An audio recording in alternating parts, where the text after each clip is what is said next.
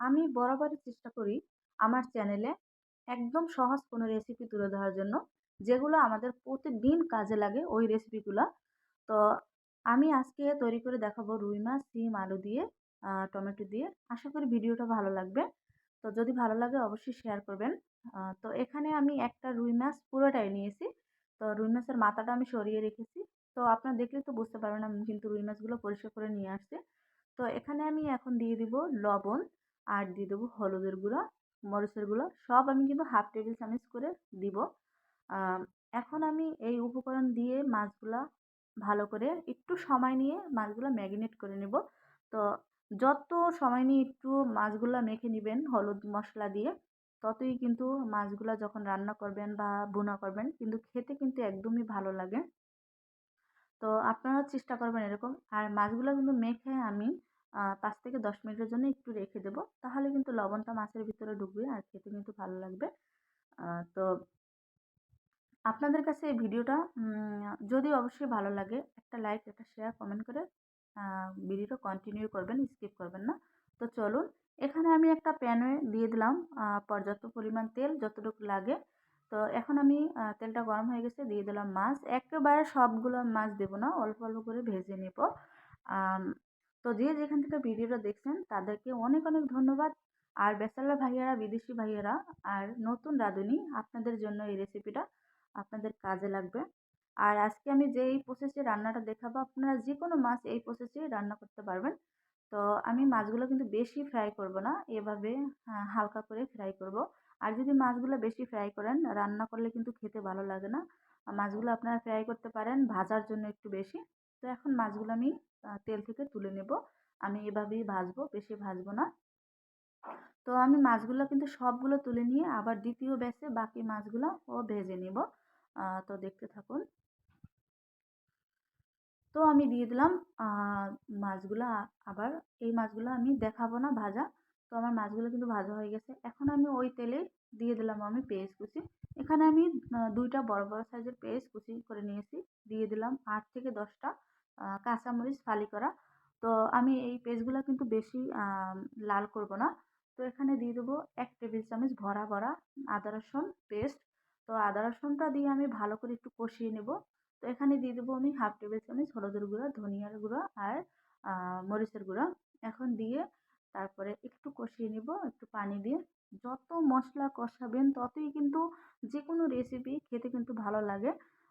চেষ্টা করবেন কষানোর জন্য একটু সময় নিয়ে। তো দিয়ে দেবো আমি লবণ। মাছে কিন্তু অবশ্যই লবণ আছে। আমি শুধু এখানে লবণ দিয়েছি আমার সবজির জন্য। তো আমার কিন্তু মসলাটা কষানো হয়ে গেছে, উপরে তেল চলে আসছে। তাহলেই বুঝবেন যে মসলাটা কষানো হয়ে গেছে। এখন আমি দিয়ে দেবো এখানে সিম। তো আমি এখানে সিম নিয়েছি ১ পা আর একটা আলু বড় নতুন আলু কেটে দিয়ে দিলাম ধুয়ে। ওটা দেখালাম না, আপনারা বুঝে নিবেন। তো আমি এখন সিমগুলা ভালো করে কষিয়ে নিব একটু নেড়ে। আ তো দেখতে থাকুন। তো এভাবে আমার কষানো হয়ে গেছে। এখন ঢাকনা দিয়ে আমি রেখে দেবো। তো আবার ফিরে আসলাম ৫ মিনিট পরে। আমার সিমগুলা কিন্তু অনেক কচি।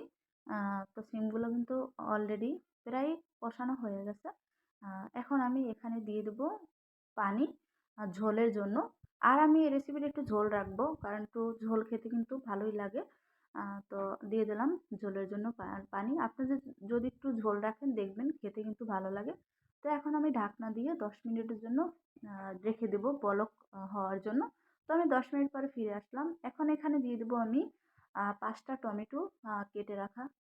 উম অবশ্যই চেষ্টা করবেন টমেটোটা দেওয়ার জন্য। তাহলে কিন্তু যেকোনো রেসিপি খেতে কিন্তু ভালো লাগে টমেটো দিলে। তো এখন আমি এখানে দিয়ে দিব মাছ, আমার ভাজা মাছগুলো দিয়ে দেব একেবারে সবগুলা। তো দিয়ে দিলাম মাছগুলা। তো যে যেখান থেকে আমার ভিডিওটা দেখছেন প্লিজ চ্যানেলটা একটু সাবস্ক্রাইব করে দিবেন। সাবস্ক্রাইব করে আমার চ্যানেলের পাশে থাকবেন। আর কোন রেসিপি চান অবশ্যই কমেন্টের মাধ্যমে জানাবেন। তো আমি কিন্তু সবগুলাই দিয়ে দিলাম। এখন একটু ভালো করে নেড়ে একটু ফাঁকা, ফাঁকা করে তারপরে আমি ঢাকনা দিয়ে ঢেকে দেব ১০ মিনিটের জন্য। আবার আমি একটু ফিরে আসলাম। তারপরে এখন দিয়ে দেবো কাঁচামরিচ। তো কাঁচামরিচটা দেওয়ার চেষ্টা করবেন উপরে, তাহলে কিন্তু খেতেও ভালো লাগে।